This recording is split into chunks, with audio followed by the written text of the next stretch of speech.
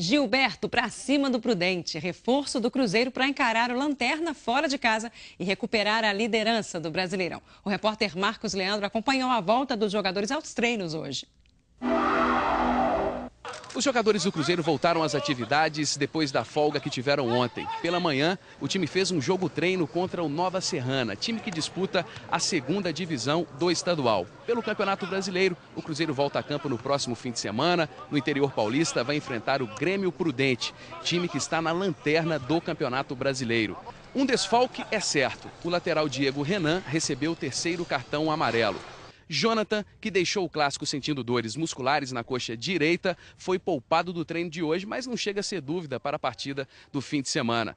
Quem pode assumir um lugar no time e voltar à equipe titular é Gilberto, que substituiu Diego Renan na última partida do time pelo Campeonato Brasileiro. Gilberto, que passou um longo período no departamento médico, está confiante de poder retornar à equipe titular do Cruzeiro. Momentos antes do treino, o técnico Cuca se reuniu com os jogadores para planejar a semana. O Cruzeiro viaja para o interior paulista na próxima quinta-feira. Alguns torcedores do Cruzeiro vieram acompanhar as atividades aqui na Toca da Raposa. Não, acho que agora é o momento de colocar o pé no chão, a cabeça no lugar e buscar o título ainda, que dá tempo. Cruzeirense não desanima, não. Eu tô torcendo para ser campeão, né? No futebol, o Campeonato Brasileiro também tem um novo líder e o time responsável por essa mudança deu de presente para a torcida um domingo perfeito. O atleticano comemora, bate no peito, 4-3 no Cruzeiro. A vitória no Clássico tirou o time da zona de rebaixamento depois de 21 rodadas. Agora, Vitória, Goiás, Avaí e Prudente são os 4 últimos. Sair da zona de rebaixamento é essencial. Obina foi o nome do jogo, marcou 3 vezes. Obina, Barack Obina, Obina é seleção mundial. Passou um filme, né, da dificuldade que a gente vinha tendo no início do campeonato, a cobrança do torcedor, a gente chegar na rua e o torcedor dizer que não estava aguentando mais, a gente sofria com aquilo. Hoje totalmente diferente, sai o torcedor agradecendo, isso é bom. Vencer o maior rival e sair da zona do rebaixamento não foram as únicas alegrias dos atleticanos. O resultado do Clássico mexeu também com a parte de cima da classificação. O Cruzeiro perdeu a liderança para o Fluminense, que empatou com o Atlético Paranaense em Curitiba, 2-2. Os dois têm 54 pontos, mas o tricolor carioca está na frente no saldo de gols. O torcedor, isso é a maior felicidade, né? O torcedor do Atlético amou isso. Os corintianos também gostaram da rodada. A vitória sobre o Palmeiras deixou o time a 1 ponto dos líderes. A alegria só não foi maior que a dos atleticanos. Tirar a liderança do Cruzeiro, não tem coisa melhor, não? Mais de 18 mil torcedores foram ao Parque do Sabiá, debaixo de chuva.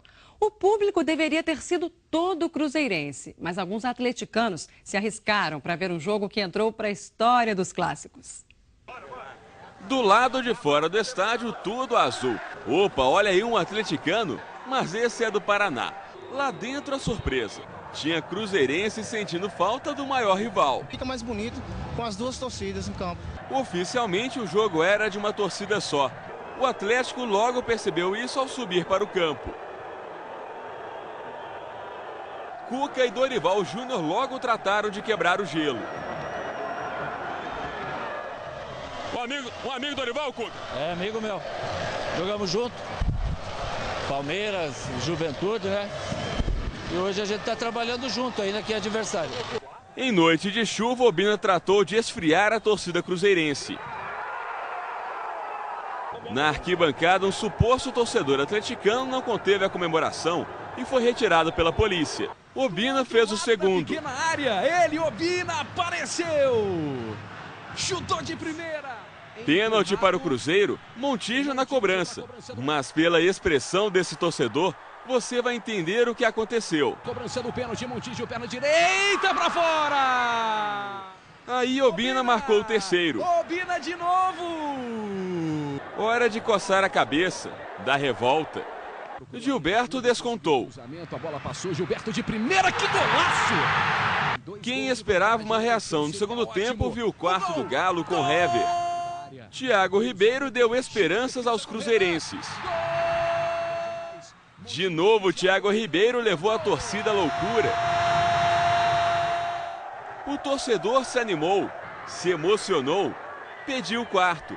Mas a festa silenciosa já era em preto e branco. Eu creio que é muito difícil quem está ali torcendo por nós e não pode comemorar os gols, mas está todo mundo de parabéns. Torcida é importante, mas o jogo é jogado dentro do campo, né? Às 7 rodadas do fim do Brasileiro não dá tempo de lamentar derrota. O Cruzeiro perdeu a liderança, mas tem a mesma pontuação do Fluminense, que é o primeirão, ou seja, está vivinho da Silva. E o Lanterna, Grêmio Prudente, próximo adversário do Cruzeiro, mostrou que não está morto não. Por isso o técnico Cuca ligou o alerta na Toca da Raposa. Semana depois de clássico, começa assim. É difícil explicar a derrota. Foi um erro mexeu errado, né?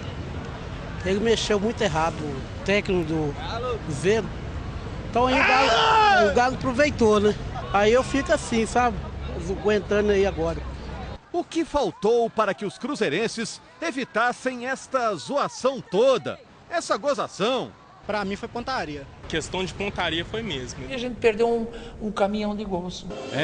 Foi um desperdício mesmo.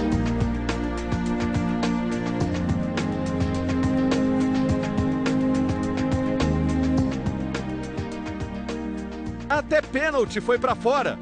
Montijo tentou a cavadinha que consagrou o uruguaio Louco Abreu na Copa do Mundo, mas colocou força demais. E num momento em que o Cruzeiro perdia por 2-0, não é, Cuca? Perder um pênalti de uma forma em que a gente não treina assim, né? Então conversar dentro de uma normalidade, vamos ver o que ele pondera também. É ser humano, errou por errado que esteja, mas eu prefiro pegar até a culpa desse pênalti para mim, que sou eu quem escalo ele para bater as penalidades. Quem sabe no próximo jogo, Cuca, o adversário vai ser o pior time do campeonato. Mas cuidado. Viu o Grêmio Prudente? 70 anos do Pelé, vai na Vila e ganhou. O último ganhou de um que tem ambição de ser campeão. O Atlético está na zona de rebaixamento, mas jogou com alma, com coração. E para o coração do torcedor não sofrer lá na frente... Está tudo equilibrado, a gente está sabendo perder, valorizando a vitória do adversário, porque sabendo perder que a gente pode ganhar amanhã. Com certeza, o próximo jogo contra o Grêmio Prudente vai ser bem melhor. Estamos aí, firme. A derrota do Cruzeiro mexeu com a liderança do campeonato. Não foi pior para os mineiros porque o artilheiro do Fluminense vive um drama. O atacante Washington está acostumado a fazer gol. Quando passa um tempão sem fazer gol, que tristeza. Washington entrou em campo com um peso de 8 partidas sem balançar a rede.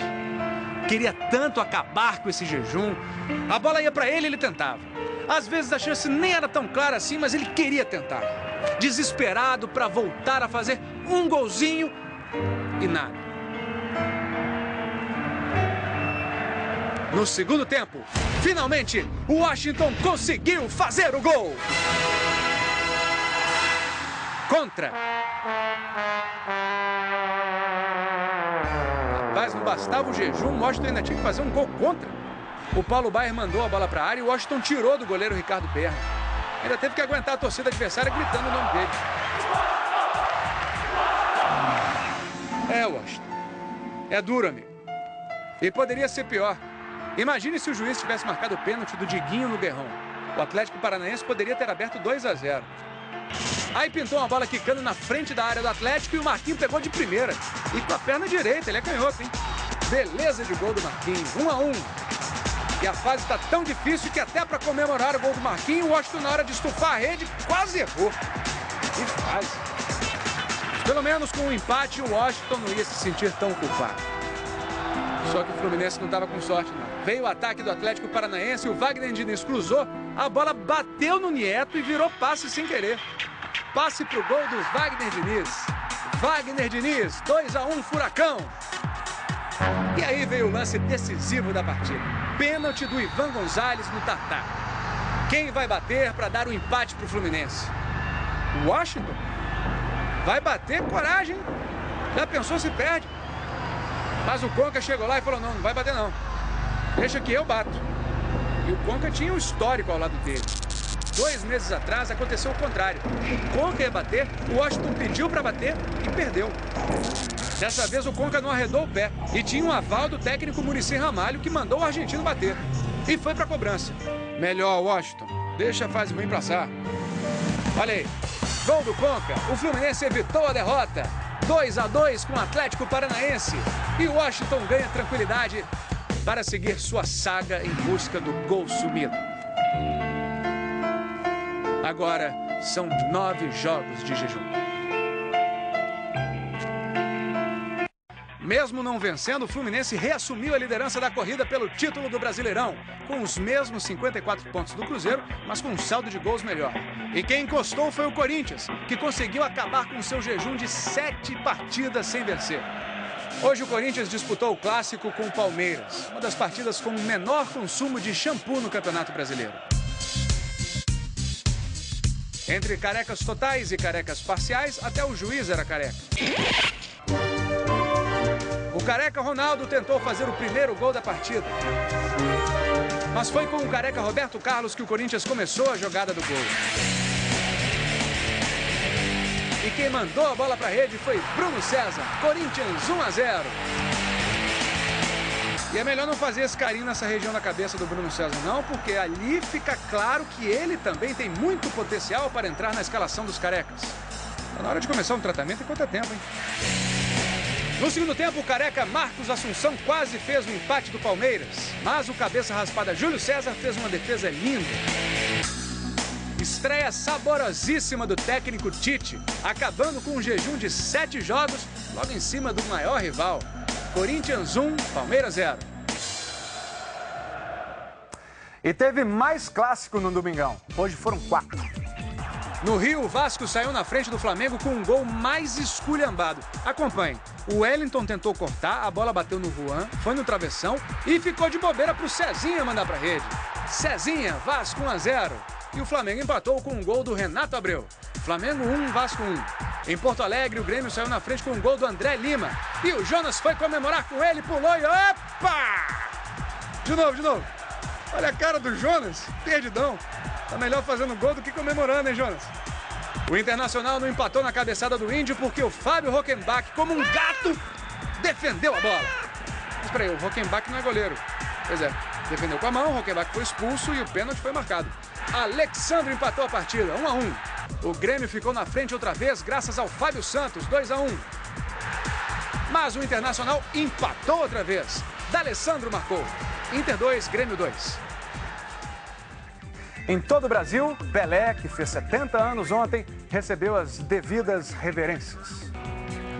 Em todos os jogos, o rei do futebol foi homenageado com faixas e vários jogadores e técnicos vestindo camisas que celebravam o atleta do século XX. Como Geraldo, que exibiu a camisa do Pelé em Fortaleza.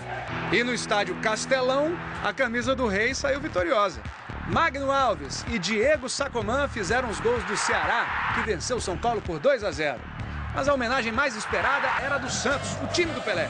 E quando o Keirson fez o gol, veio a homenagem em forma de soco.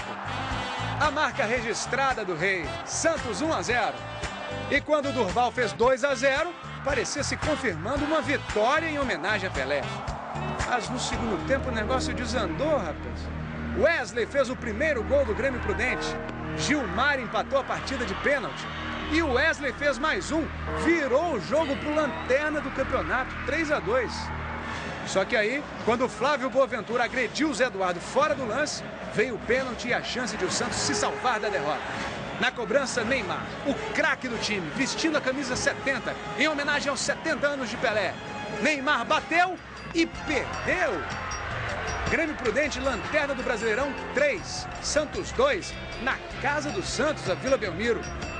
Entre nós, né, pessoal? No fim de semana de aniversário do rei, maldade Prudente fazer isso.